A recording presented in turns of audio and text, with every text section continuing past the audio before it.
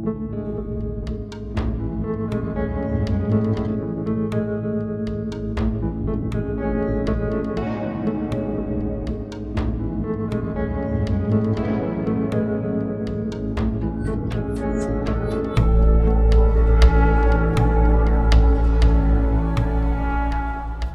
my name's Ben Boersma, creator of the Rise of the Occulites saga. Welcome to the Kickstarter for our first game in the series, Dawn, Rise of the Occulites. We thought it might be a good idea to introduce you to some of the different Occulite tribes that you'll find both in the base game and in the expansions that Dawn, Rise of the Occulites brings. So without any further ado, let's jump straight into it.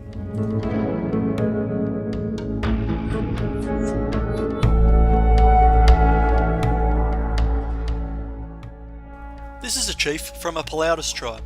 The Palaudis Tribes are the very first variety of Occulite that Darwin observed. Sporting frog-like feet and fine waterproof fur, Palaudis Tribes are most commonly found in swampy, damp places.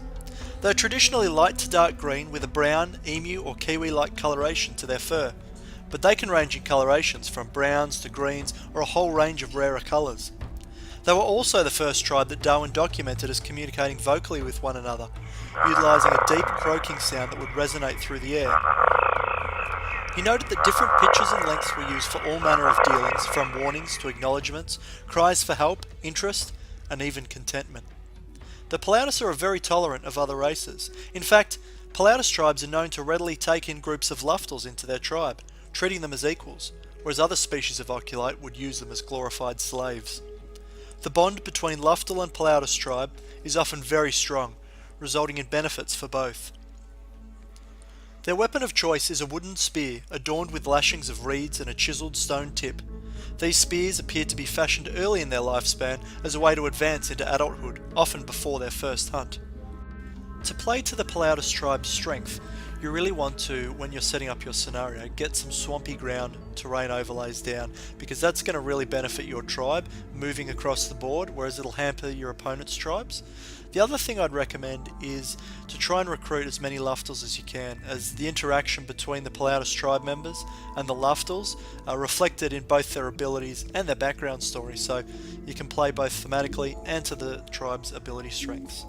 Very fun tribe to play, and if you give them a go, I wish you all the best with them.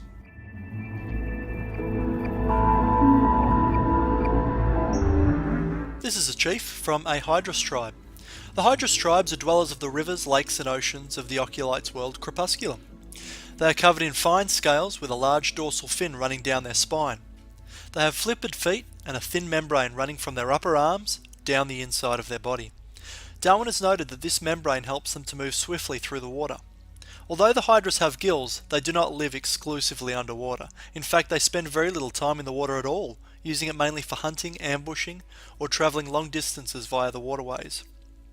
Like fish on Earth, the Hydris tribe have been identified with a plethora of colorations, from deep blues, greens and creams to bright oranges with white banding. The discovery of this subspecies demonstrated to Darwin how varied Occulite colorations can be, prompting a search for many more variations even within the more established subspecies. They possess tridents made from driftwood, lashing special corals onto the wood, some of which contain neurotoxins.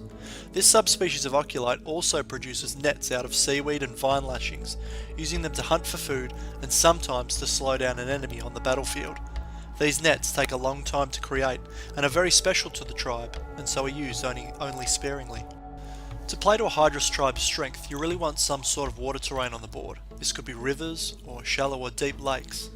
The playstyle of the Hydris tribe is actually quite flexible. They're the only tribe that has some form of ranged weapon with the hunting net that they can throw.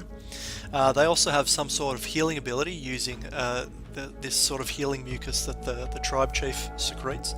And then further down into a campaign you can also get sort of neurotoxins and ways to ambush predators and other Occulite tribes using the water terrain on the board. So a really flexible tribe to use, and again, a lot of fun. Hope you enjoy playing them.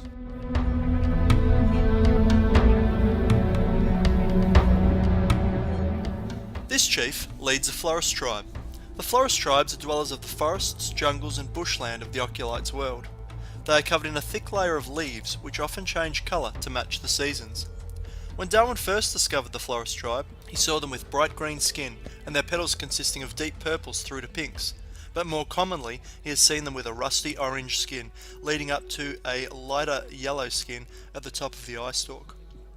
The variances in coloration is great, with anything from autumn reds and yellows to even whites and blues. It appears as though some Floris tribes have colorations to specifically hide, and others have colorations to warn others away. They are masters of camouflage, ambushing and springing traps on unsuspecting creatures that wander into their territory. The Floris are bulky and brutish and are known for their savagery, launching themselves from hiding, swinging their makeshift flails. These flails are made from a solid wood handle with strong vine lashings around a stone or rock, and then tied to the handle. Swinging it above their heads, the whirring in the air lets anyone around to hear know that the Floris are truly a tribe to be feared. The bushland and forests of Crepusculum are the Floris tribe's playground. So to play to their strengths, you want to try and get as many trees out on the board as possible when setting up for a scenario. When playing a Floris tribe, do not be fooled by the petals around their eye stalk. These guys are savage and brutal. They hit hard and they hide really effectively, interacting with the trees and the terrain in a way that no other tribe can. These guys are a dangerous tribe to play against and a really fun tribe to play. They do have their weaknesses though, so you need to be careful with them, but we've had a lot of fun playing with them, and we hope that if you pick up the expansion pack for the Floris tribe, that you have a lot of fun playing with them too.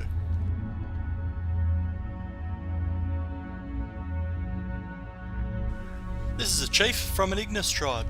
The Ignis tribes are found living on or close to lava flats, sometimes even within the vicinity of volcanic activity. They use this terrain to separate themselves out from other tribes, preferring to keep to themselves. Any incursions into their lands, though, are dealt with swiftly and harshly. Ignis tribes are covered in a thick leathery skin which takes on the appearance of molten rock. Cracks in this surface act as natural vents, allowing the build-up of pressure and heat taken in from their surroundings to be released. As such, these areas glow boldly with reds, yellows and oranges, warning predators and enemies that this tribe is not to be trifled with. All Ignis tribes carry polished obsidian blades, fashioned by them utilising the resources scattered throughout their lands. They wield these blades with an intimidating skill and prowess.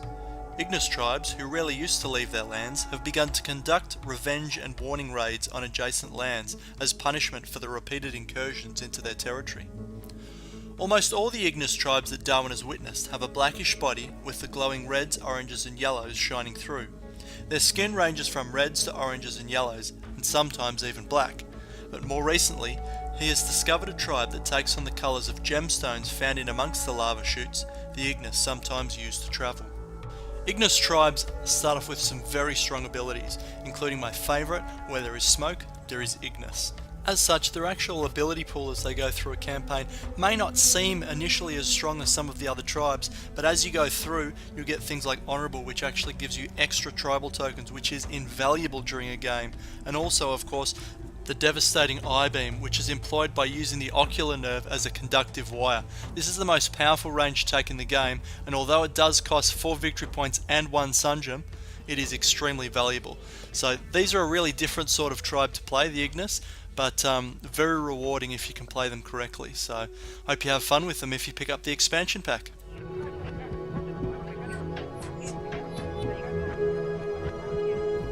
And the last tribe for now is the Nimbus Tribe, and this is their chief. The Nimbus tribes are perched high in the mountains, raining down from above to conduct raids and gather food. These vegetarians are covered in a thick layer of feathers to combat the crisp chill of the air. Their feet are claws fashioned in a way to help them hold onto rocky outcrops and tree branches. A leathery membrane stretches from their bodies to their hands, allowing them to fly for short distances. Their sharp teeth and fangs are not for eating meat, but for quickly slicing off parts of plants. For you see, as Darwin has witnessed, in the Occulite world, some of the plants fight back. The fangs pierce and lock the vegetation in place, while the sharp teeth slice down, cleanly and efficiently taking off chunks of plant matter before making their escape. Despite their appearance, they are a mostly peaceful subspecies who keep to themselves. Not many other tribes would dare to try and take mountainous land from them. It would be far too dangerous. The Nimbus tribes only take what they need, but when the temperature drops and food becomes scarce, they are forced to move further away from their mountains into other tribes' land. The colorations varies greatly from that of a barn owl to a kingfisher or a rainbow lorikeet, depending on the location they were born into. One of Darwin's favourite ones is the orange-bellied parrot variation, which you can see here. The Nimbus tribes like to fashion axes from snow gum-like tree branches and chiselled stones, held fast by tight vines or reeds. Combined with a swooping charge, these axes can deliver a powerful force that makes the very rocks themselves tremble. The playstyle of Nimbus tribes revolves primarily around their amazing movement capabilities, and so you'll have swooping attacks, abilities to get away, extra movement for coming from an elevated position. So make sure that when you set up the scenario, you're able to put elevated positions or even trees on the board to make use of those abilities. A very, very fun race to or tribe to use, but a little bit trickier than maybe some of the other ones. It's a bit more of a nuanced sort of tribe. So if you choose to pick up the expansion pack, we hope you have a lot of fun with them. Thanks for watching, guys. So there you have it, the first 5 tribes of Dawn Rise of the Occulites. Hopefully you've got a lot of information there, and it might have even encouraged you to pledge, which would be fantastic because we really appreciate people showing an interest, and we thank you for your support. You also may have noticed that there are 2 other tribes lurking in the background there. If we hit our stretch goals, we may be able to even produce the Hydris Tribe and the Silicus Tribe, 2 of the extra tribes which have been designed in preparation for expansions. So thanks guys for watching, and if you have any questions, please don't hesitate to ask. Cheers.